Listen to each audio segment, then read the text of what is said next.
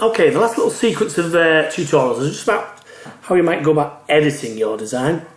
Clearly this is one we've copied from the textbook, but you could imagine this is a piece of work you've designed in your coursework and you want to try and develop it. You might change it, you might not like the proportions of it. So I'm just going to run through how you can go about editing it. It's one of the real big benefits of computer design is that you can do instant editing. You're not having to redo everything again, all that type of thing.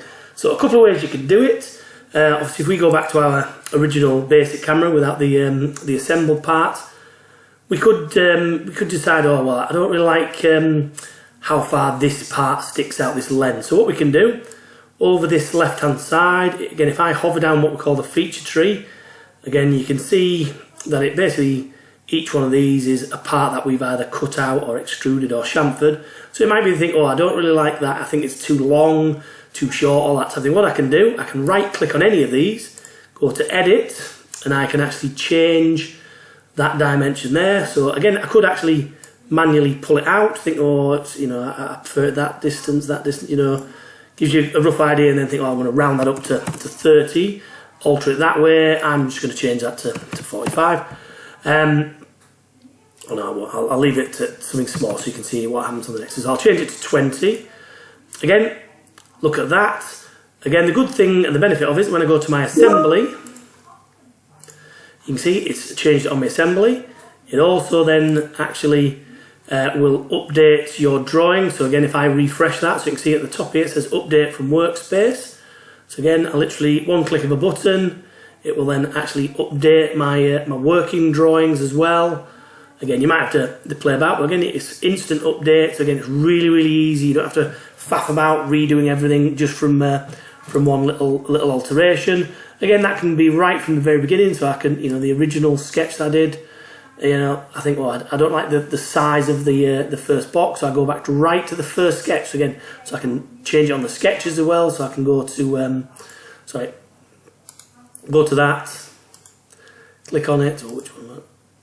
Oh, it's that one, sorry. So show the sketch. That's the only thing. Sorry, I forgot to do that. You've got to tick on. So at the moment it's invisible. You've got to click on the hide sketch, so it's an open eye. Right click, edit, and again I can think, oh, I didn't really like. I think it looks a bit too wide, my camera, so I'm going to change that to 120mm, or I'm going to make the thickness, you know, again 25mm, make it a bit slimmer, all that type of thing. Again, update it. It updates it on my camera. Again, update it on my assembly, and then we'll instantly update it. If I click the refresh, it takes a bit longer this, it will then instantly update it onto my working drawings as well. So you can see you can do very, very quick development work, you know, really, really quick, lots of quick changes, all that type of thing, no problems at all. The next thing is thinking about you know, doing some more basic features. So again, I'm going to do it two different ways. So I'm going to go back to my part. So again, look at my camera. Obviously, I've edited it anyway. Again, if you don't like that sketch, you can just hide it again. So that bottom sketch. And I might want to add a bit more detail. So obviously, it's a bit boxy, a bit squarey. Again, we can start looking at some of these ones that are quite useful to use. So these fillets. So I'm basically going to round over the corners. So just click on the fillet. Again, you can see it's defaulted to 5mm. I'm probably going to change that to 2.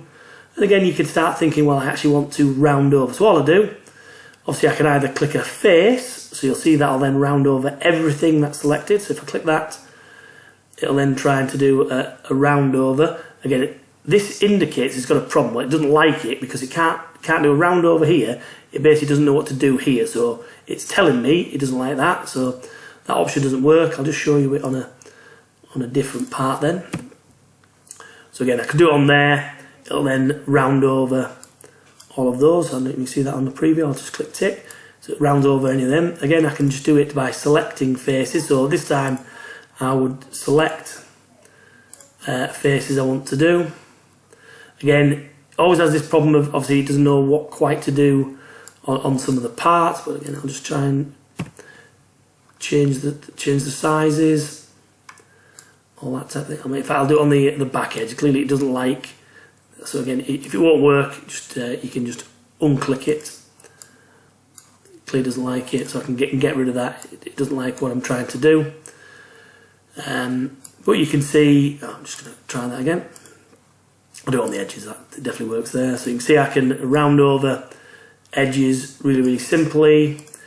I can actually create a fillet. Again, this might not like it because it's a more complicated shape, but we'll give it a try.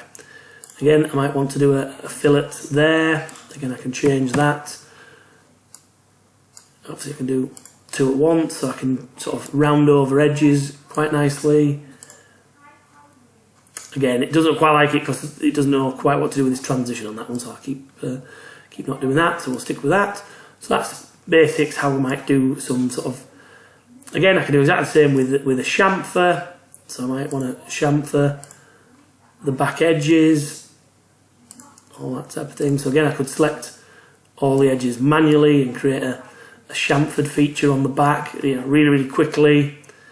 Again, it's quite a logical software. If it doesn't like to do it, it colours it in red, and you've got to rethink. It's normally because it's too complicated for it to work out, or it doesn't quite know what you want it to do. But again, I could change my design that way.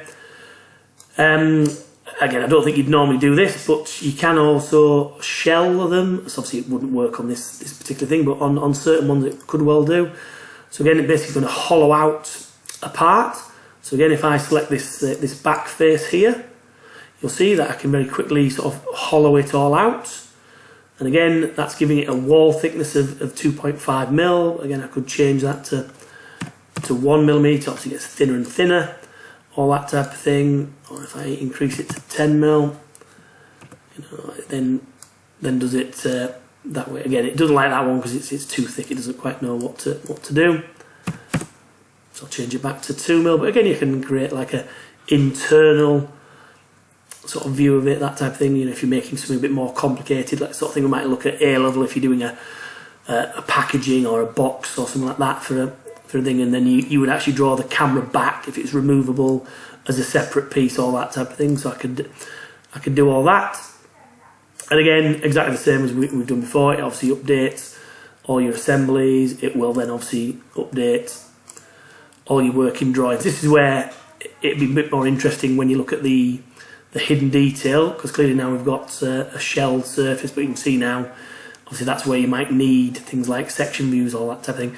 Again, the bits in red are things that obviously dimensions that have now gone, so you'd have to amend them and change them. But like I say, it does the majority of what you need and updates it. So again, development works really simple in CAD. It's why lots and lots of companies use it now.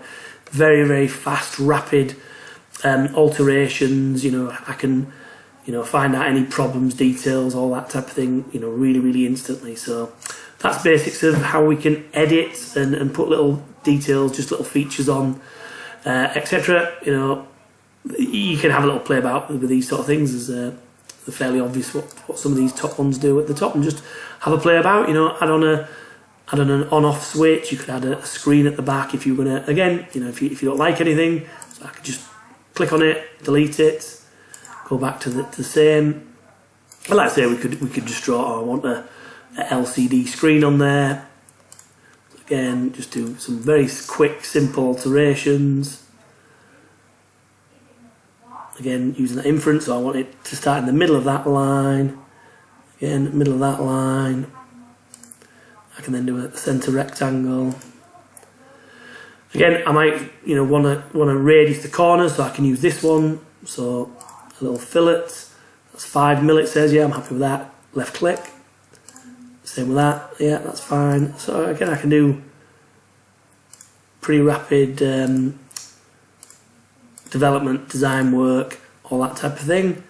So yeah, I'm happy with that. That's my basic sketch. I then just could cut that out, that sort of thing. Just push that back 2 mil, sort of representing where a LCD screen might be. I then might obviously draw a separate part and insert that so it looks a different material, all that type of thing. One thing you can do in this sort of basic mode, if you wanted to, is and you don't want to do lots of different parts, I can actually change the appearance of a face. Obviously I can change the entire part, but if you wanted to, I could decide to I'll use that grey, actually just use that face as a different colour. Again, so dead quick I can start thinking about altering designs and creating different colours, different combinations. You know, if I go back to that one, again, look at, I'm going to make that front face. Clearly, I wouldn't normally use red, but create them different faces, just create that little bit of extra detail on your design work, and just amend it, screenshot it, and go from there. So you can see how I can really develop and refine my modelling quite quickly.